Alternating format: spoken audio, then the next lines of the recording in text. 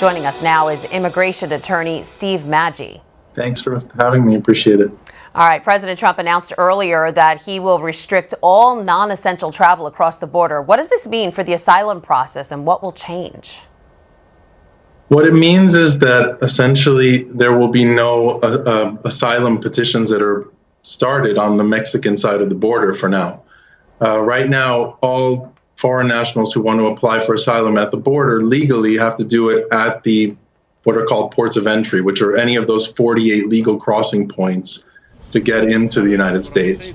And they have already had a backlog on their interviews for months, but now essentially they won't be able to apply, which means they're stuck in these ad hoc camps that exist all along the border there, or in those cities that are outside of those border crossings, and in very squalid and dangerous conditions.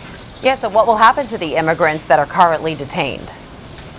Well, it's actually a misnomer that they're being detained. The people that are detained are actually in detention facilities in the U.S., which has its own series of problems with regards to the virus. But in actuality, there's a program that started last year in January between the U.S. and Mexico really is not complying with that program in terms of actually taking care of those migrants who are returned essentially to Mexico. It's called Remain in Mexico. That's the name of the program. And they're actually not being protected or taken care of by the Mexican government, which means you have these ad hoc, impromptu facilities that are really people that are organizing it, nonprofits that are coming in to build tents and shelter for people or providing food, but the Mexican government's not actually putting in anything into this program. So they're not protected, and they're all communally living, which means they're at great risk of contracting the virus if anyone gets it. Right. And there's been uproar lately as ICE agents are continuing arrests even as lockdowns and quarantines are taking place to stop the spread of the virus.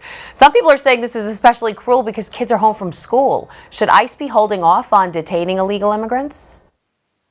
It's the government's mandate, and unfortunately they're doing their job if they're arresting people, if they're told to. Right now, because of the border essentially being closed as of midnight, they are instructed to return anybody who crosses the border. And the majority of people who are doing this right now are women and children that are not from Mexico, that are at risk essentially of losing their livelihood, or that were at risk of being killed or kidnapped or tortured in their home countries, which are really Central American countries, not Mexico. And so there's this game of hot potato now between Mexico and the U.S., where the U.S., as of last year, doesn't want non-Mexicans who cross through the border between the U.S. and Mexico to remain in the U.S. to be processed.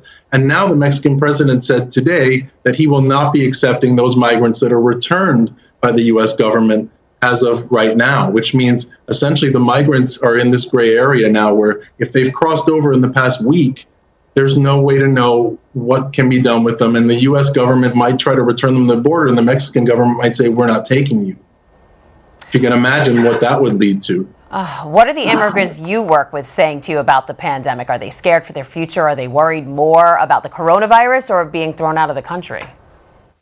Right now, the main concern is the coronavirus. And that's, if you look at the New York City area, for example, the majority of workers in the service industry are undocumented illegal aliens who really are the backbone of our economy. They're the ones that are losing their jobs first. And a lot of them in the New York City area are living in difficult conditions with many people.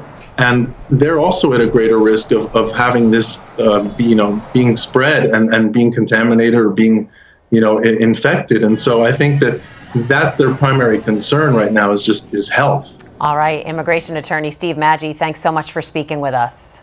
Thank you so much for having me.